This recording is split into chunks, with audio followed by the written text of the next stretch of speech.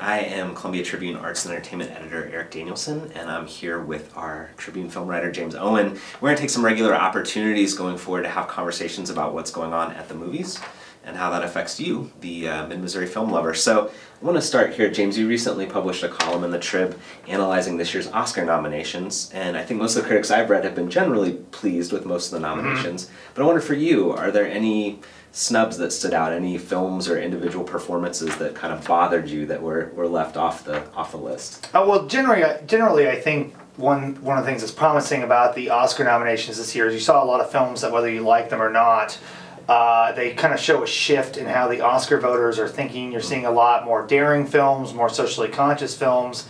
Like I said, there's a lot of them I disagreed with. Sure. And of course, you know, there's movies that I look at and say, oh yeah, I really like that, and I wonder why that particular performance didn't get nominated. Like, for instance, Jessica Chastain in Molly's Game was a really, really good film. She's really good in it, but you just had so many really good lead actress parts this year, which is usually kind of the opposite. Usually you don't have a lot of really good juicy leads for women, but you had a lot of those this year, so Jessica Chastain got left out.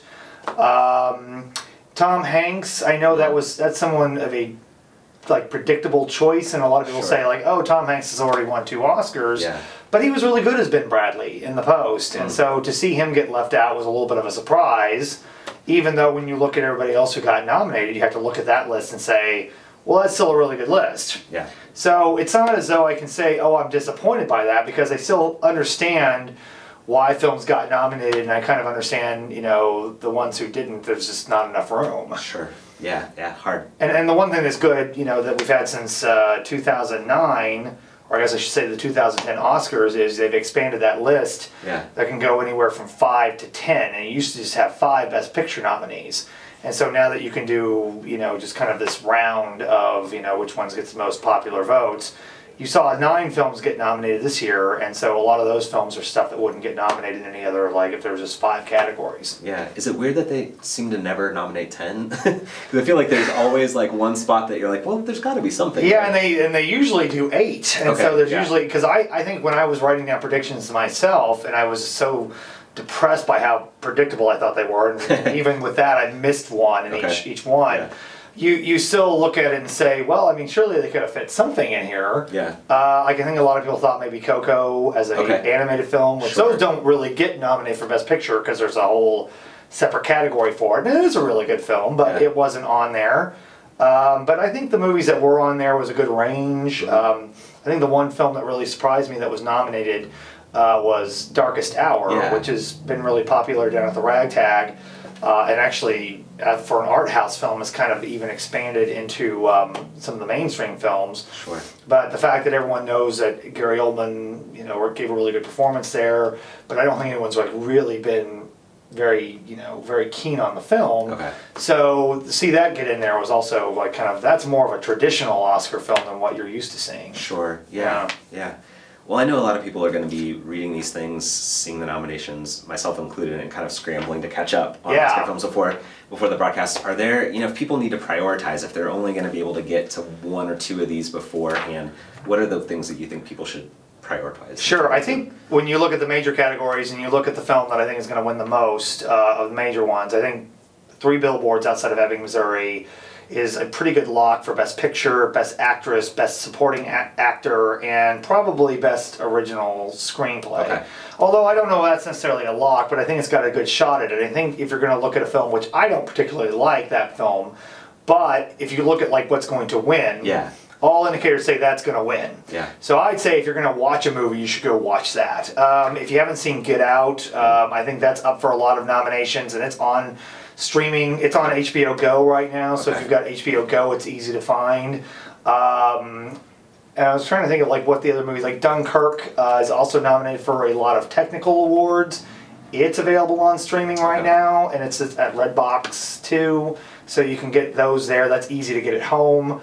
And I think as far as what's going to win Best Director and what's going to win some other technical awards, The Shape of Water, also a film I'm not a huge fan of, but it's going to win a lot of the production design categories. It's going to win a lot of the art direction. I think director is a lock for it. you're going to see that. So that's playing at the multiplexes right now, but it's going to be playing at the Ragtag on the 9th. Okay, right. See it at the Ragtag. Yeah. All right.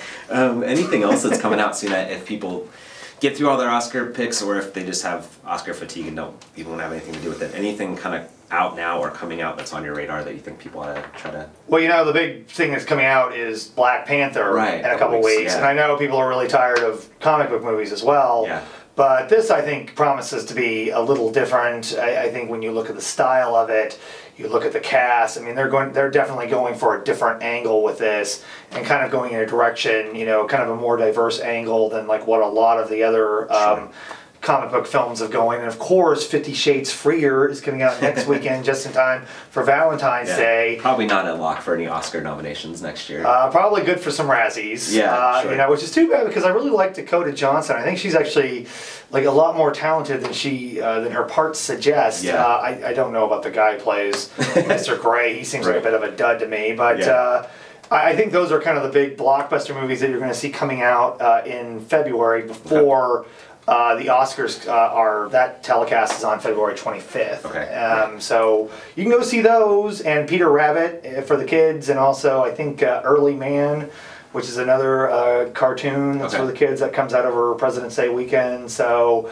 you've got some options out there as far as mainstream films that you know, might get you through. Oh, and I think a movie that looks really funny is called Game Night with Jason Bateman and Rachel McAdams. Okay. That comes out on the 23rd, I think, of February. They moved that up a week. Okay.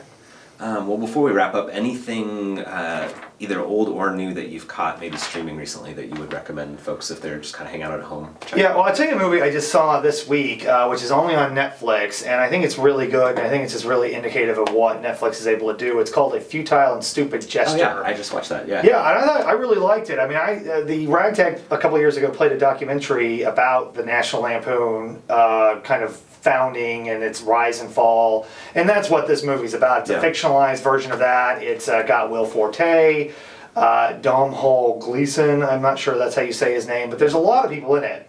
And it's about National Lampoon, it's about Animal House, and it's about the kind of creative forces behind that and kind of the tragic things going on in their life. It's funny, it's dark, it's kind of sad in parts. David Wayne, who directed Role Models and directed Wet Hot American Summer, he's normally known as a comedy guy. He really brings kind of a really weird subversive sensibility to a biopic. Yeah. And I think if you're going to be at home and you want to watch something that's like just a little different but still pretty funny, that's a good one to watch. Yeah, okay. That's a good pick, yeah.